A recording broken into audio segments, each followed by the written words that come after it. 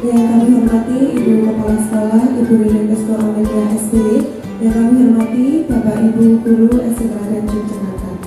Pertama-tama marilah kita panjatkan puji syukur kehadirat Allah Subhanahu wa taala yang telah melimpahkan rahmat-Nya kepada kita semua sehingga pada siang hari ini kita dapat berkumpul dalam acara penyebaran pemahaman dan pengalaman penerapan budaya positif.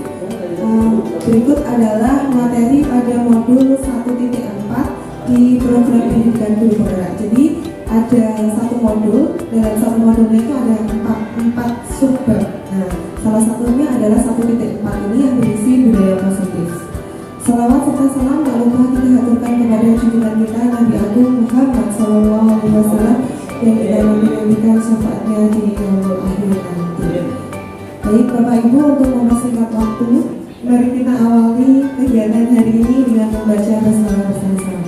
Bismillahirrahmanirrahim. Baik Bapak Ibu, selanjutnya saya ucapkan selamat datang para guru hebat. Mari belajar bersama, berkolaborasi, saling mendukung demi mewujudkan disiplin positif di sekolah kita tercinta. Bapak Ibu, agar lebih bersemangat, mari kita ice breaking terlebih dahulu ya. Monggo bisa berdiri terlebih dahulu. Baik, saya punya ice breaking seperti ini. Ketika saya bilang Marina, berarti menunjuk saja Marina menari di atas menara. Oke, sambil saya menyanyikan mengikuti gerakannya nih Bapak Ibu. Oke, 1, 2, 3. Marina menari di atas menara, di atas menara. Marina menari, Marina menari di atas menara, di atas menara. Marina menari. Oke, tepuk tangan buat semuanya. Bapak Ibu sudah konsentrasi, silahkan. Terima kasih, duduk kembali. Ya, Bapak Ibu. Lanjut, ya, perkenalan terlebih dahulu. Di dalam pendidikan guru penggerak angkatan 9 ini, saya difasilitatori oleh Bapak Suyadi. Beliau adalah kepala sekolah di SMA Jambi. Jadi saya belum pernah bertemu beliau, hanya bertemu secara daring melalui ruang kolaborasi biasanya. Kemudian pengajar praktik saya itu namanya Ibu Dita. Beliau adalah guru SD Muhammadiyah Marani. Kemudian saya sendiri calon guru penggerak Adminda. Ya, langsung saja Bapak Ibu. Dalam konsep utama modul budaya positif, yang pertama yang dipelajari itu ada perubahan paradigma belajar, disiplin positif, kebutuhan dasar manusia, motivasi perilaku manusia, posisi kontrol restitusi, keyakinan kelas, dan praktek segitiga restitusi. Baik Bapak Ibu, budaya positif di sekolah itu artinya apa sih? Yaitu nilai-nilai dan kebiasaan-kebiasaan di sekolah yang berpihak pada murid agar mereka dapat berkembang menjadi pribadi yang kritis, penuh hormat, dan bertanggung jawab. Nah, pembelajaran dengan paradigma baru. Pembelajaran dengan paradigma baru dirancang berdasarkan prinsip pembelajaran yang terdiferensiasi, sehingga setiap siswa belajar sesuai dengan kebutuhan dari tahap perkembangannya untuk mewujudkan profil pelajar Pancasila. Nah, Bapak Ibu sudah mengetahui nih, ada 6 dimensi dalam profil pelajar Pancasila. Ada apa saja Bapak Ibu?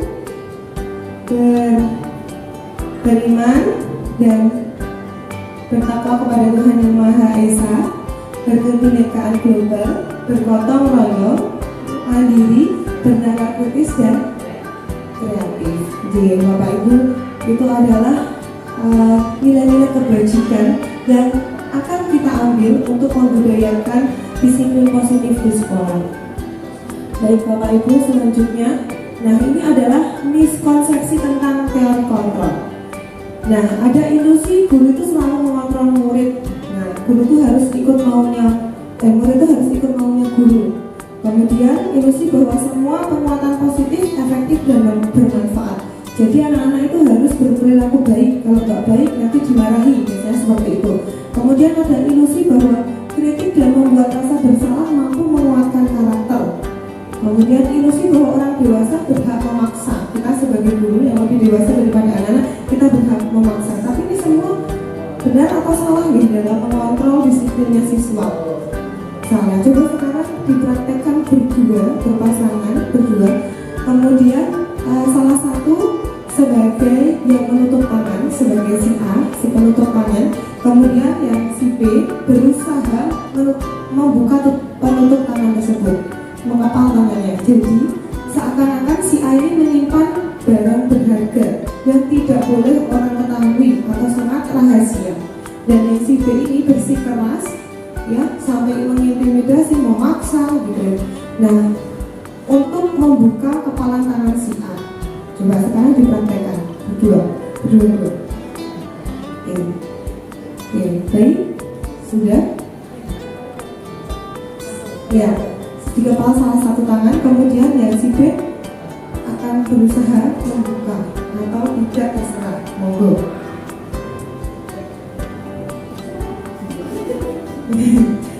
Baik Bapak Ibu sudah?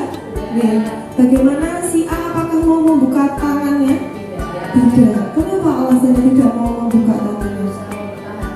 Berusaha mempertahankan. Kemudian si B berusaha membuka, yang si A tetap tidak mau membuka. Berarti artinya tangan kita terbuka atau tidak itu tergantung siapa? Diri sendiri. Berarti yang bisa mengontrol itu sebenarnya orang lain atau diri sendiri?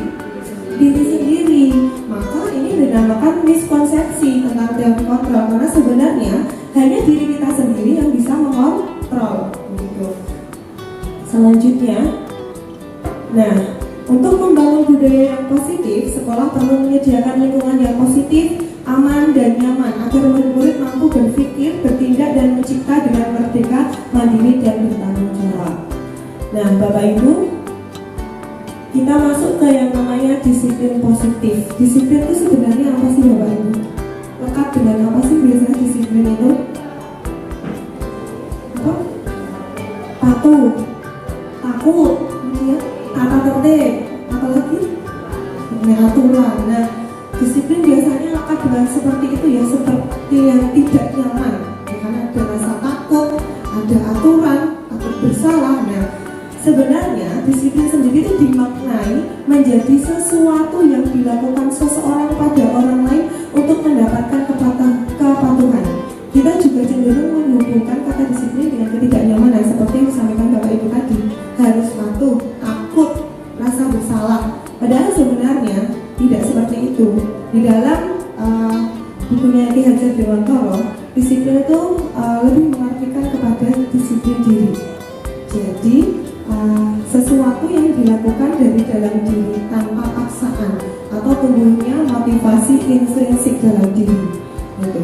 Kemudian disiplin positif merupakan salah satu cara penerapan disiplin yang bertujuan untuk menumbuhkan kesadaran serta memberdayakan anak untuk melakukan sesuatu tanpa sogokan, yaitu tanpa reward, tanpa ancaman maupun hukuman. Misalkan, ayo ditata sandalnya, kalau tidak nanti Bunda buang sampah. Itu sebenarnya lebih mengancam ya, mengintimidasi. Nah, itu bukannya membuat disiplin positif, tapi nanti membuat seperti apa akan saya bahas tentang hukuman dan konsekuensi.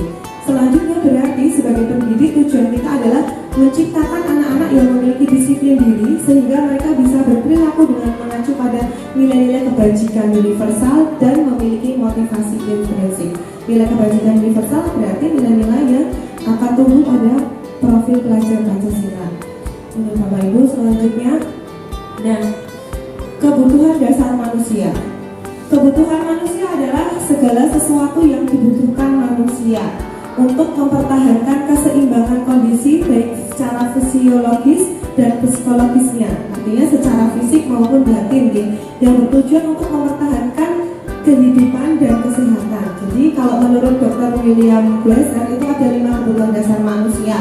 Yang pertama itu adalah bertahan hidup, kemudian penguasaan, kasih sayang dan rasa diterima, kebebasan dan kesenangan. Jadi ketika melihat siswa itu melanggar kedisiplinan, itu sebenarnya kita harus mencari dulu apa sih sebenarnya kebutuhannya. Misalnya si A nih, si A itu pas pelajaran itu kok malah mengganggu si B gitu kan, tidak fokus ke gurunya, malah ngusirin si B terus. Sebenarnya itu apa yang dicari gitu? Apakah dia ingin merasa bebas karena bosan gurunya mungkin pakai metode teacher center ya, bukan student center, jadi banyak ceramah di depan sehingga si A ini bosen karena dia tipe belajarnya adalah kinestetik yang biasanya dia tuh suka berpindah-pindah, akhirnya dia tidak sendiri dengan mengusili temennya. Nah itu, maka kita harus mencari kebutuhan dasar ini, dia tuh kenapa sih kok seperti itu. Misalkan anak ada juga sih yang merasa kasih sayang ya, nanti cari-cari perhatian ya. Kemudian ada juga yang merasa pengen berkuasa di kelas. Ada Bapak Ibu? Ada ya muridnya yang pengen berkuasa di kelas karena dia ternyata motifnya tuh butuh penguasaan, dia tuh pengen menguasai kelas begitu. Yang lanjut. Nah, kemudian motivasi perilaku manusia. Nah, motivasi merupakan dorongan yang timbul pada diri seseorang secara sadar atau tidak sadar untuk melakukan suatu tindakan dengan tujuan tertentu. Jadi Bapak Ibu, nah ada motivasi eksternal dan internal. Dari kalau eksternal ya dari luar, contohnya menghindari ketidaknyamanan dan hukuman. Murid melakukan disiplin diri karena ia takut dihukum. Ada nih, karena udah tahu nanti kalau melanggar seperti apa, akhirnya dia berperilaku disiplin karena rasa takut, bukan karena dari dalam dirinya pengen patuh. Cuma karena takut nanti dimarahin Bu Esa, gitu ya. Nanti sendalnya dibuang Bu Esa kalau nggak ditata yang rapi ya. Itu berarti timbulnya motivasi dari luar, bukan dari dalam. Kemudian mendapatkan imbalan atau penghargaan, reward itu ternyata juga tidak melulu baik nih Bapak Ibu. Ternyata ketika kita sebagai guru memperlakukan anak dengan selalu memberi reward, itu murid akan melakukan disiplin karena ia ingin mendapatkan imbalan. Jadi kalau nggak dapat imbalan, nanti dia jawab, ngapain ditata? Aku dapat apa? Nanti dapat bintang nggak? Dapat permen nggak? Jadi ternyata juga tidak baik karena ini motivasinya dari luar. Kemudian yang selanjutnya adalah motivasi internal, yaitu bahwa murid melakukan disiplin diri karena sadar akan nilai kebajikan dirinya. Jadi murid tersebut dapat mengetahui pentingnya, apa sih itu aturannya, kenapa sih saya harus melakukan itu, kalau enggak itu nanti akan bagaimana, itu sudah tahu sendiri murid itu. Maka dia sudah memiliki motivasi dari dalam atau internal. Lanjut Bapak Ibu. Nah, konsep disiplin dengan identitas gagal. Disiplin dikatakan gagal bahwa yang pertama itu ketika menggunakan hukuman. Nah, hukuman itu tuh ternyata tuh menyakitkan, tidak nyaman, memaksa, murid menyembunyikan kesalahan, murid menjadi rendah diri. Itu efeknya hukuman. Contohnya, misalkan murid terlambat, ada yang murid terlambat. Nah, sudah terlambat berulang kali. Yang dilakukan guru tersebut adalah menghukum. Hukuman biasanya tidak relevan dengan apa yang dilakukan. Dia terlambat kan, tapi disuruh silakan kamu sekarang lari mengelilingi lapangan hijau sebanyak 10 kali. Relevan nggak? Nggak ada hubungannya sama terlambat kan? Walaupun dia lari 10 kali mengelilingi lapangan, tetap saja sudah terlambat. Jadi tidak relevan. Nah, biasanya kalau menghukum, biasanya guru juga akan menghardik atau menggunakan bahasa tubuh yang menunjuk-nunjuk. Nah, itu biasanya akan menyakiti dan membuat murid tidak nyaman, sehingga nanti motivasi yang tumbuh pun akan sementara, disiplinnya cuma sementara karena cuma takut gitu. Kemudian adanya penghargaan, nah tadi yang saya bilang reward itu juga tidak efektif. Nah, kemudian juga bisa merusak hubungan, sifat iri. Misalkan nih, si A itu anak yang terrajin, terpintar, terutama semuanya nih. Nah, dia selalu mendapatkan penghargaan, misalkan selalu dijajakan sama Bu Api di kantin sekolah. Nah, nanti murid yang B akan timbul rasa cemburu gitu. Akhirnya dia tidak akan disiplin karena melihat nanti juga si A yang dapat hadiah, aku nggak bakal dapat hadiah, ya sudah, aku terlambat saja sekolahnya gitu.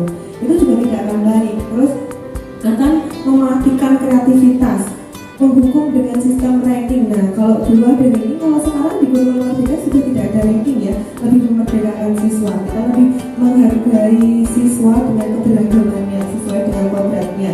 Jadi ini juga tidak baik kalau di ranking ya. Nah, kemudian merampas hak menghargai dirinya. Lanjut Bapak Ibu. Nah, identitas sukses itu adalah ketika disiplin menggunakan konsekuensi dan restitusi. Jadi hukuman dan konsekuensi berbeda. Ya, kalau konsekuensi itu nanti akan penguatannya jangka pendek, perlu monitoring berkelanjutan. Terus ada stimulus atau respon, murid menghormati peraturan, kehilangan waktu untuk merenungi kesalahan. Misalkan kalau konsekuensi itu dibuat dengan kesepakatan dengan murid ya. Jadi gini, nanti kalau misalkan terlambat berarti harus apa Bu kalau konsekuensinya? Misalkan ya misalkan harus berdoa sendiri karena sudah tertinggal dengan temannya sudah melakukan doa terlebih dahulu. Nah boleh, ini namanya konsekuensi disepakati oleh kedua belah pihak. Namun ini pun juga tidak baik karena hanya berlaku jangka pendek. Nah tapi juga bisa digunakan, cuman berlakunya jangka pendek saja. Kemudian selanjutnya adalah restitusi. Nah restitusi itu membuat murid bertanggung jawab untuk perilakunya, fokus pada pemecahan masalah jangka panjang. Murid menghormati dirinya dan orang lain. Kemudian ada teori kontrol dirinya, mega kontrol. Kemudian murid bersemangat memperbaiki kesalahan. Jadi ketika murid memiliki motivasi internal, kita bisa menyelesaikan atau mendisiplinkan siswa dengan restitusi, yaitu kembali bertanya kepada siswa, kalau kamu terlambat seperti ini perbuatannya baik atau tidak, itu melanggar aturan atau tidak, bagaimana solusinya. Nah itu dikembalikan ke siswa, biarkan siswa yang mencari solusi sendiri atas kesalahannya. Nah nanti biasanya akan tumbuh disiplin dari dalam diri gitu. Selanjutnya adalah konsep disiplin pendekatan restitusi.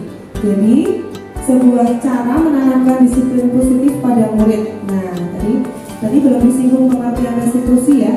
Pengertian restitusi adalah proses menciptakan kondisi bagi murid untuk memperbaiki kesalahan mereka sehingga mereka bisa kembali pada kelompok mereka dengan karakter yang lebih baik. Intinya restitusi itu mengembalikan anak yang salah tadi ke kelompoknya dengan karakter yang lebih baik, menjadi anak yang lebih sukses gitu.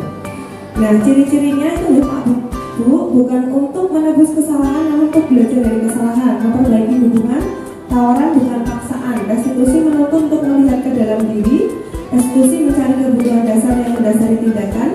Restitusi diri adalah cara yang paling baik. Restitusi fokus pada karakter bukan tindakan. Restitusi fokus pada solusi. Restitusi mengembalikan murid yang berbuat salah pada kelompoknya. Lanjut. Nah, sekarang ada kasus, maupun kita bedakan. Siswa tidak mengerjakan PR. Nah, ada menggunakan hukuman, konsekuensi sama restitusi. Kalau guru yang menghukum, berarti siswa tersebut hormat bendera selama 10 menit. Guru marah dan muridnya takut. Kamu gak ngerjain PR, silahkan hormat bendera selama 10 menit. Kira-kira apa yang terjadi? Anaknya gimana? Sakit hati, takut, tidak percaya diri. Kemudian kalau konsekuensi, guru memberikan konsekuensi untuk mengerjakan PR-nya saat istirahat atau dikerjakan sebanyak 3 kali lipat. Nah, sebenarnya ini baik tidak? Malah menambah beban ya, tidak menyelesaikan masalah karena mengerjakan 3 kali lipat. Nah, yang paling benar adalah dengan restitusi. Guru menanyakan keyakinan kelas yang dilanggar, kemudian membantu siswa menyelesaikan masalah atau mencarikan solusi.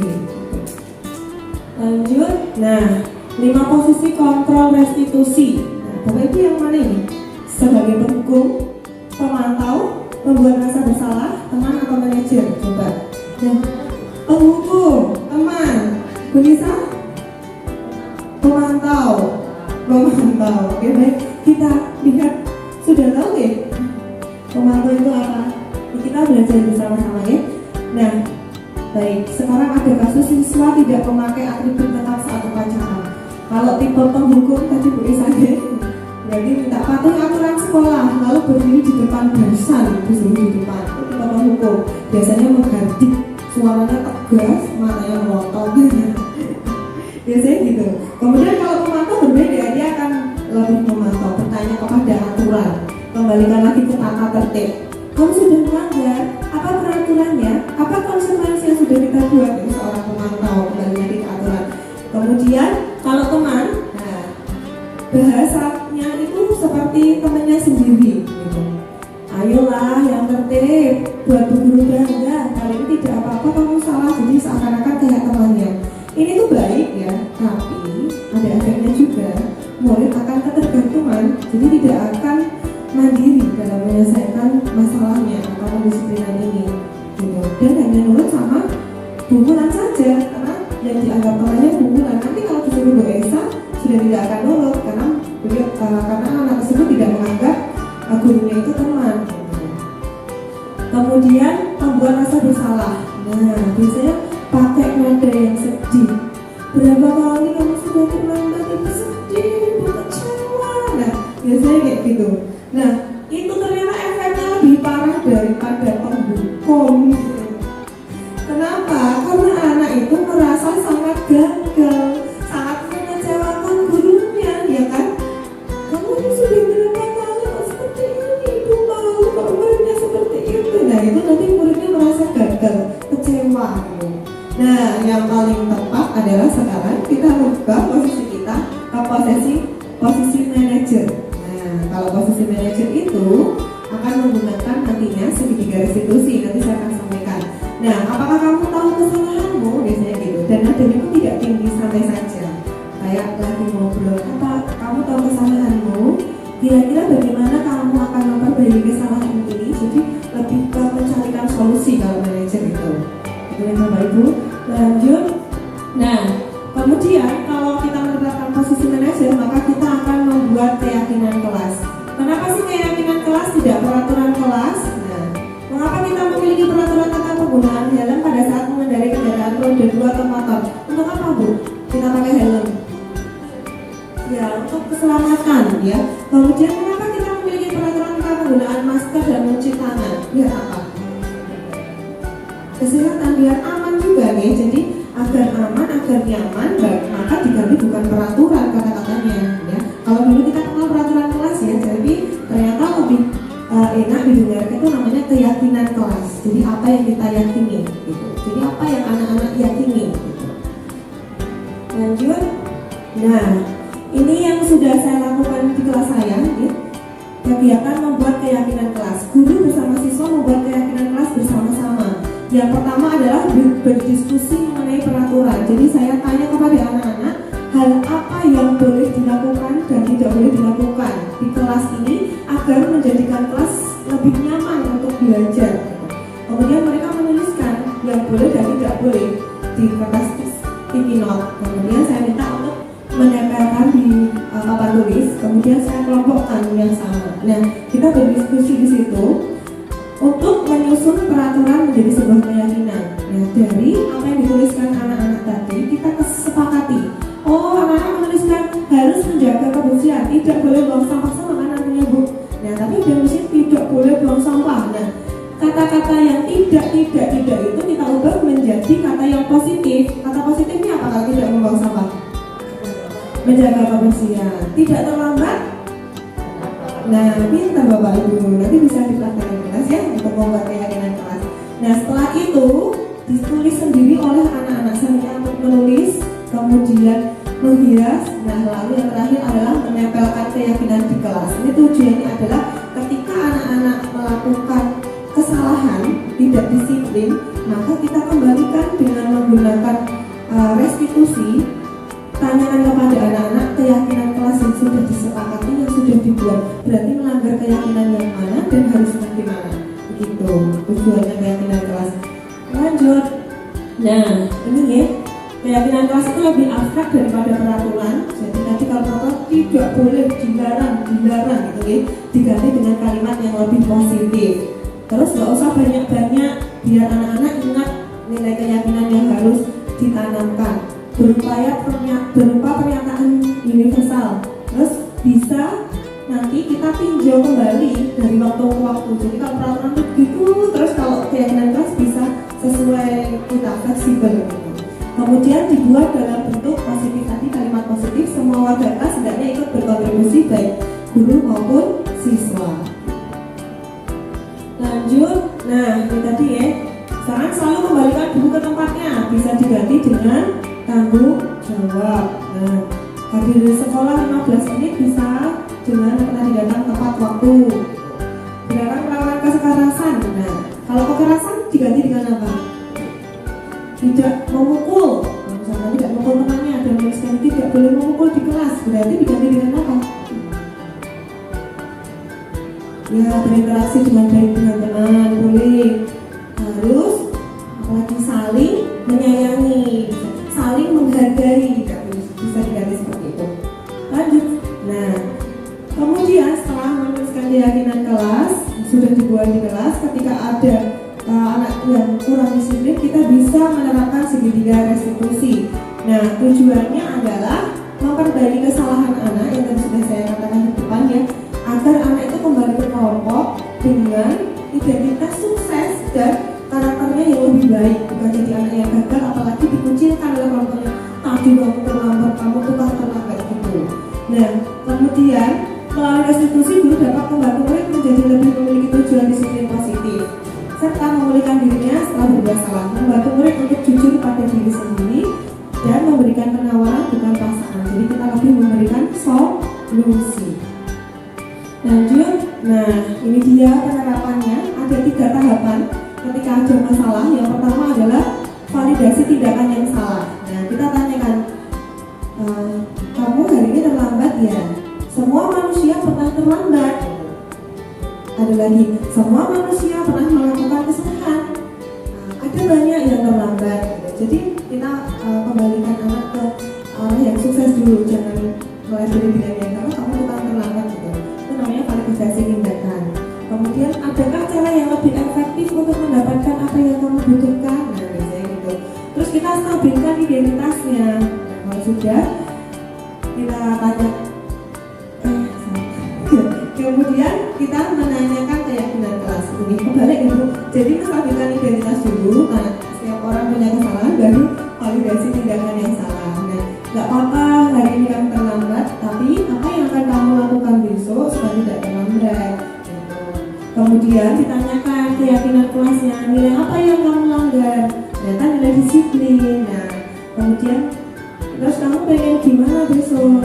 Kamu siap untuk misalkan dia nanti saya akan menyetel alarm. Oke, kamu siap dengan apa yang kamu buat? Katanya gitu ya Bapak Ibu. Lanjut. Nah, Bapak Ibu, ini ada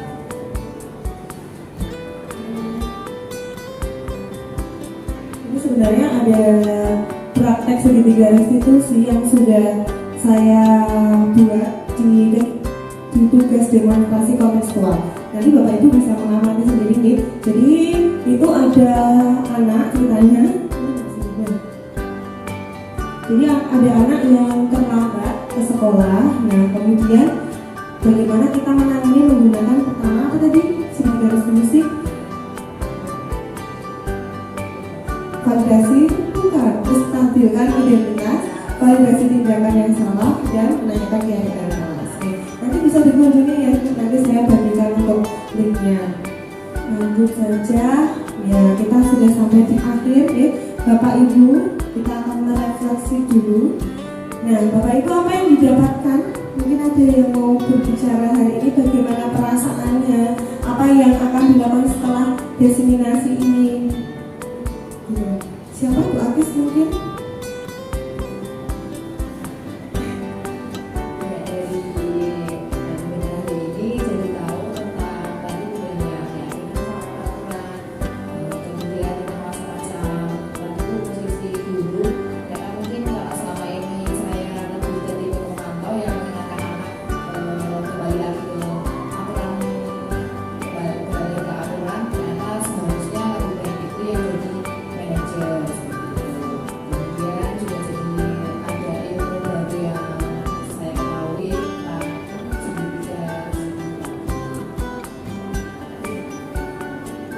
Terima kasih Bu. Kemudian yang ketiga nih, apa yang dilakukan setelah mengikuti destinasi ini Bu? Setelah kita belajar bareng nih, sharing bareng nih, apa yang Ibu akan lakukan selanjutnya di kelas atau di sekolah mungkin?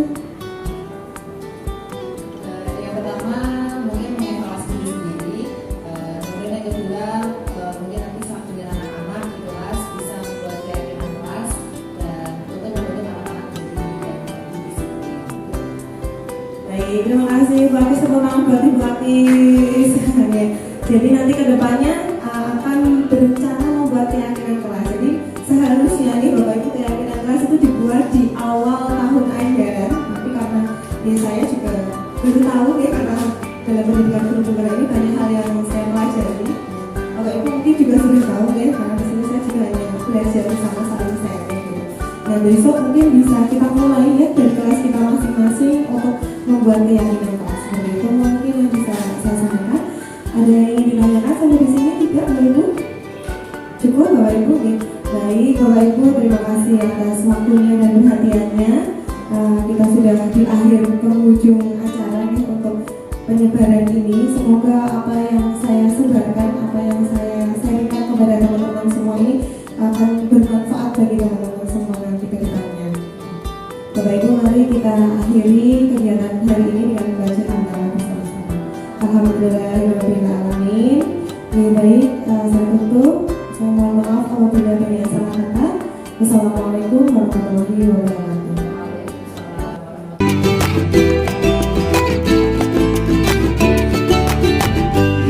Assalamualaikum warahmatullahi wabarakatuh.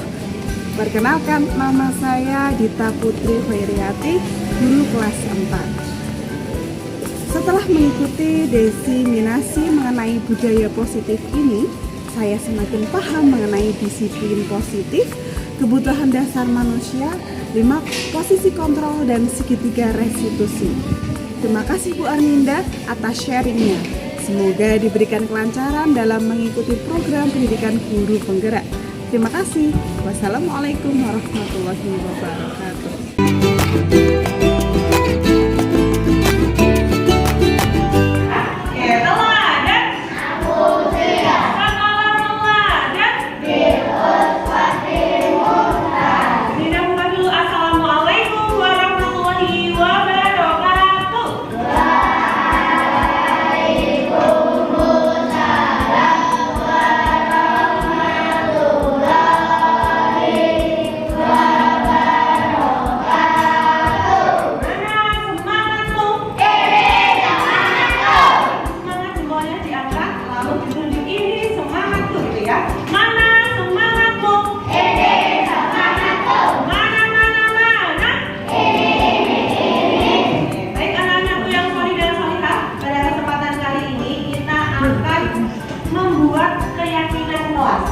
Keyakinan kelas itu apa ya Ibu?